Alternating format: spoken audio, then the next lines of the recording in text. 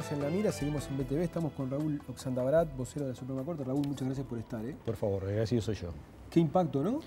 Realmente un impacto muy grande. Nosotros ya estamos estimando un daño importante, para no decir bastante crecido, en relación a la imagen pública de la justicia.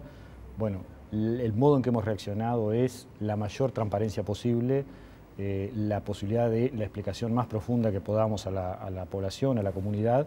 Y bueno, las medidas se tomaron, ya sabemos lo que pasó, tenemos a una ministra de un tribunal de apelaciones procesada con prisión y esta es una cosa que no había pasado en la historia del Poder Judicial. Aparte, la jueza Anabela Damasco, que ya está presa desde ayer, era una de las ministras, ahora ministra del tribunal, pero jueza más prestigiosas, representante además del gremio de los magistrados, ¿no? Durante mucho tiempo presidente del gremio de los magistrados, y realmente yo me encontré estos días no solamente con gente del Poder Judicial, sino con policías que trabajaban con ella que no podían creer.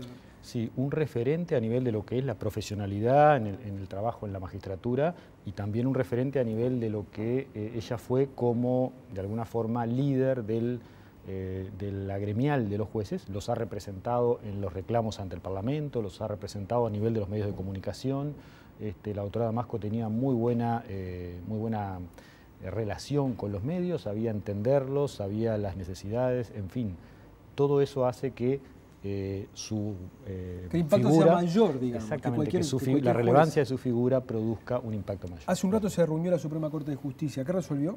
Bien, la Corte resolvió, en principio recibió la renuncia de la magistrada a su cargo como ministra de tribunal, resolvió pasar ese pedido de la jueza al fiscal de Corte, a efectos de ver qué dictamina el fiscal de Corte antes de resolver sobre la renuncia. La otra cosa, naturalmente, que si ella ya está procesada y privada de libertad, la suspendió en el ejercicio de las funciones en tanto se escucha al fiscal de Corte y se resuelve. Y creo que lo más importante de la resolución, la Corte entiende, aquí hay una cuestión de lo mismo que vamos a señalar, ¿verdad? Transparencia al máximo. La Corte entiende que hay que hacer una revisión completa de todos los expedientes que se tramitaron en la época en que ella estuvo en el juzgado de 14º turno, desde el año 97 al año 2009. De todos los expedientes. De todos los expedientes en que existan cuentas bancarias, es decir, dinero depositado a la cuenta, a nombre de esos expedientes. Nosotros hacemos bajo el rubro de autos, es decir, cuentas denominadas con la identificación de ese expediente para determinar si lo que surge del expediente coincide con lo que se expresa en las cuentas bancarias. Es decir, esto va a ser un trabajo que le fue encomendado a la actual jueza del juzgado letrado de 14º turno, la doctora de los Santos, que va a tener que montar, digamos, un esquema de trabajo para poder hacer esta revisión, porque sin duda los expedientes deben de ser muy numerosos. Hablamos de un periodo del 97 al 2009 de muchos años. Sí. Llama la atención que para que la jueza pudiera retirar esas cuentas tenía que firmar la actuaria también, o las actuarias. Es correcto. ¿La investigación no se encaminó? Se encaminó a tal punto que 2 de las actuarias que trabajaron con ella concurrieron a declarar ante el juez Jorge Díaz. Por las declaraciones de la propia doctora Damasco, quedan eximidas de responsabilidad y por tanto en principio ambas actuarias no tendrían responsabilidad en el tema. Ahora es normal que un delincuente tremendo, pero hay que calificarlo así ahora, cuando tiene un compinche trata de liberarlo, ¿no? Sí, no suponemos que este sea el asunto. Más allá de eso, hay que recordar que el auto de procesamiento indica el inicio del juicio penal. Por lo tanto, se va a ahondar en la investigación y realmente, si bien al principio las personas que la rodeaban, en este caso las actuarias, están eximidas de responsabilidad, se verá en el avance de la investigación si esto se mantiene así o hay que ampliar esa investigación a otras personas. Vos me decías, fuera de micrófono, esto es tremendo porque yo ahora no voy a poder decir más que no existían casos, ¿no? ¿No será que el impacto es grande porque antes, digamos, se exageraron un poco las virtudes, digamos? No es que los jueces son humanos y le podía pasar a cualquiera. Y siempre la justicia uruguaya tuvo ese discurso de que somos impolutos. Cuando de pronto lo que faltan son controles. Sí, en lo que tiene que ver con mi trabajo, es cierto, de alguna forma yo utilizaba ese mensaje para arrancar hablando de la justicia uruguaya y era que efectivamente la justicia uruguaya prácticamente no había tenido casos de corrupción pública y mucho menos casos con esta notoriedad. Hablamos de que en los últimos 50 años, 5 o 6 casos de corrupción pública, pero además por temas muy menores, que en definitiva terminaban siendo conductas delictivas y razones por las cuales algunos de esos jueces tuvieron que ser destituidos. Pero casos muy menores que en comparación con esto realmente palidecen. Y la otra cosa es, esto que estoy afirmando en relación a la justicia uruguaya no es solamente un parecer de la propia organización judicial o de la comunidad uruguaya. Esto medido a nivel de índices, no sé, tú mencionabas hoy el latinobarómetro y otros índices, Uruguay aparece siempre cuarto o quinto lugar en credibilidad, en honorabilidad de sus magistrados, en la transparencia, etcétera. O sea, el nivel de justicia uruguayo realmente, por debajo de algunos países como Costa Rica o Chile, que siempre están en los primeros lugares, siempre aparece Uruguay en los primeros lugares. Por lo tanto, esto era medible desde el punto de vista de Latinoamérica completa o incluso del mundo. Esa de alguna forma fue nuestro caballito de batalla durante tanto tiempo y por eso decía que esto nos obliga a modificar el discurso inicial. Bueno, veremos cuál es el efecto. En definitiva, yo digo, esto es una mancha importante a nivel de esta suerte de ranking que venía cumpliendo la justicia uruguaya, pero veremos de qué modo, en definitiva, esto modifica el paisaje para el futuro. Hoy hablaba con un abogado que me decía, bueno, está bien, el sistema se sanea, es verdad, un juez fue el que la procesó, pero también se descubrió porque una persona que había sido perjudicada fue a reclamar al juzgado, ¿no? Sí. Si eso no hubiera ocurrido, la jueza podría llegar a la Suprema Corte de Justicia. Por eso te decía, ¿no será que para descubrir a los que se desvían del camino, lo que hace falta son más controles? A ver, 2003, el sistema, ¿no? Sí, 2003 a 2005 más o menos fue cuando ocurrieron estos hechos. 8 años 2003, hace que lo venía haciendo.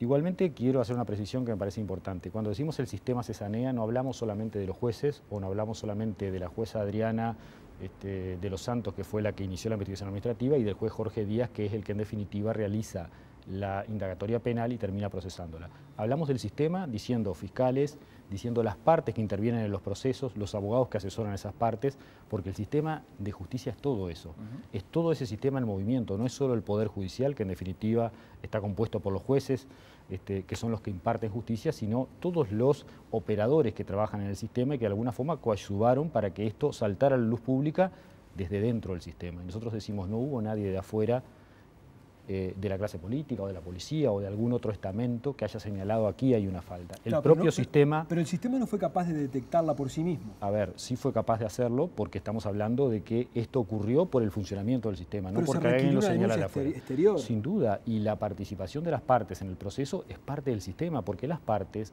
por la propia normativa legal, están obligadas a controlar el buen desarrollo de los procesos. Hablo concretamente del fiscal, hablo concretamente de los abogados que asesoran a las personas que intervienen en los juicios penales, etcétera. Y estas personas, que también son parte de ese sistema de justicia, están obligadas a colaborar y a asegurar el buen desarrollo de los juicios. Claro, o sea que sí son protagonistas en esto. Está bien, todas forman parte del sistema, pero la justicia tiene una especificidad, sin duda, que la diferencia del Ministerio Público, que la diferencia del denunciante.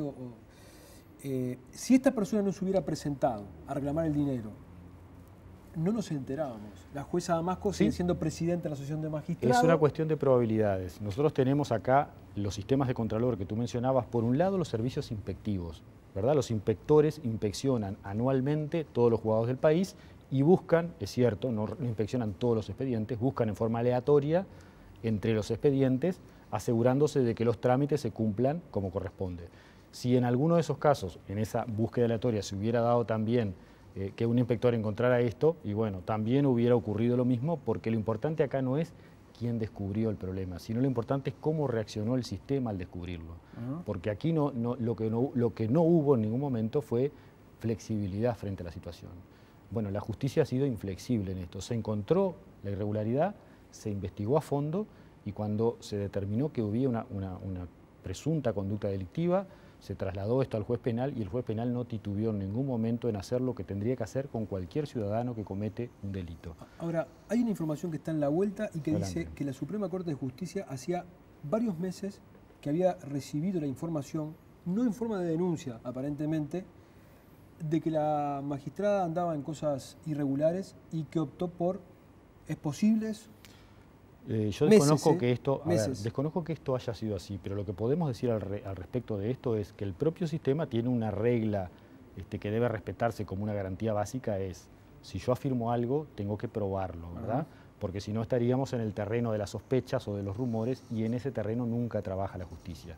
Cuando ocurren estas cosas y se hace la denuncia, lo primero que le pedimos al denunciante es aporte los elementos por los cuales usted dice que esta denuncia es cierta. Cuando eso ocurre, no les quepa duda que la justicia actúa, y creo que este caso fue un caso emblemático en ese punto. Se encontró la prueba y se procedió sin titubear en ningún momento. A pesar del dolor que eso causa y a pesar de lo que significa, en definitiva, como tarea penosa, tener que aplicar la ley a un colega con la trayectoria y el reconocimiento que había ganado la doctora Damasco. Esto, digamos, el apartamiento de la jueza de los procedimientos correctos solamente se centró en la apropiación de dinero, porque yo he hablado con algunos policías de la Brigada de Drogas, por ejemplo, que estuvieron en la famosa Operación Campanita, una de las operaciones antidrogas más grandes en la historia del país. Una parte del dinero que se apropió indebidamente la jueza era producto de esa operación antinarcóticos. Pero me dicen estos policías que durante el transcurso de la investigación, ellos tenían muchos reparos por la manera en que el juzgado procedía. Y ponían, por ejemplo, un edificio que está ahí, que era de Mapfre, que está en la Plaza Independencia, puede ser, que luego fue la Torre Juncal. La zona, durante mucho tiempo era propiedad de los narcotraficantes. La policía le decía que se apurara para expropiarlo, para hacer las medidas judiciales correspondientes. La magistrada se demoraba extrañamente, me dijo un policía, y ahora están tratando de ver si pueden recuperar ese edificio. Lo que digo es, ¿la investigación puede llegar a concluir de que no solamente fue una cuestión de dinero? ¿De que puede haber habido...? La pregunta es pertinente. La investigación concretamente es de las conductas a las que refiere el auto de procesamiento. En 3 expedientes, o la jueza Damasco recibió el dinero y no lo depositó en la cuenta bancaria como correspondía, o la jueza Damasco, que había depositado ese dinero en una cuenta bancaria, expidió un oficio, que ahora vamos a averiguar si en definitiva hay una falsificación del oficio o no, para quedarse con ese dinero, y en definitiva ese dinero no fue donde tenía que estar. Ese es el hecho concreto que se investiga y no otros. No se pone en tela de juicio ni su carrera, ni su persona, ni su honorabilidad, ni ninguna de esas cosas, porque el derecho penal apunta directamente a las conductas que tienen visos de apariencia delictiva. Ahora, también es cierto que tanto la policía como los jueces, que tienen que trabajar en forma coordinada, hacen tareas distintas y muchas veces no están de acuerdo en algunos puntos. Especialmente en esto que tiene que ver, tú me decías, la policía le exige a la jueza que avance en determinado sentido de la investigación. Le reclama, le dice, sobre todo porque me dicen que en algunos casos la jueza estaba escuchando a través de escuchas telefónicas en directo, que los narcotraficantes estaban negociando comprando ese edificio. Yo puedo entender eso y puedo entender en definitiva la ansiedad de los investigadores cuando estas pruebas o apariencia de pruebas sólidas en definitiva están apuntando hacia determinada dirección. Lo cierto es que a alguien hay que confiarle la dirección del proceso y naturalmente, como todo cargo de dirección, muchas veces uno puede estar de acuerdo con quien dirige o no. Y esto eventualmente a veces ocurre entre policías y jueces. Por lo tanto, la tarea de coordinación y de entendimiento es una tarea continua que no acaba nunca y a veces ocurren este tipo de fricciones y no es raro encontrar algún comentario en este sentido. A partir de este episodio, ¿la Corte va a modificar o estudiar la discrecionalidad que los jueces tienen para manejar dinero? Porque una cosa que llama la atención es la facilidad, ¿no? La jueza iba, sacaba plata, iba al banco, sacaba plata a la caja del banco. ¿No se va a estudiar eso? Sí, si bien no está establecido expresamente en la resolución, fue uno de los temas abordados en la Corte en el día de hoy y justamente lo que se va a elaborar, esto se va a hacer lógicamente con algo más de tiempo hacia adelante, se va a elaborar un protocolo de acción para disminuir la discrecionalidad de los magistrados al momento de recibir dinero incautado y depositarlo en cuentas bancarias. Es decir, lo que se va a hacer es una normativa más clara de la que existe hoy, con pasos que no muevan a confusión, sino que sean lo más claros posibles, a efectos de que no haya dudas sobre lo que hay que hacer una vez que llega este dinero incautado y el modo en que hay que controlar que ese dinero esté debidamente depositado. Parece criterioso. Raúl, muchas gracias por haber estado. Un gusto. Muy bien. Nos vamos a una tanda. Cuando volvamos vamos a estar con Claudio Romanov analizando las medidas del gobierno argentino en materia de control de cambios y los impactos que puede tener sobre Uruguay. Ya volvemos.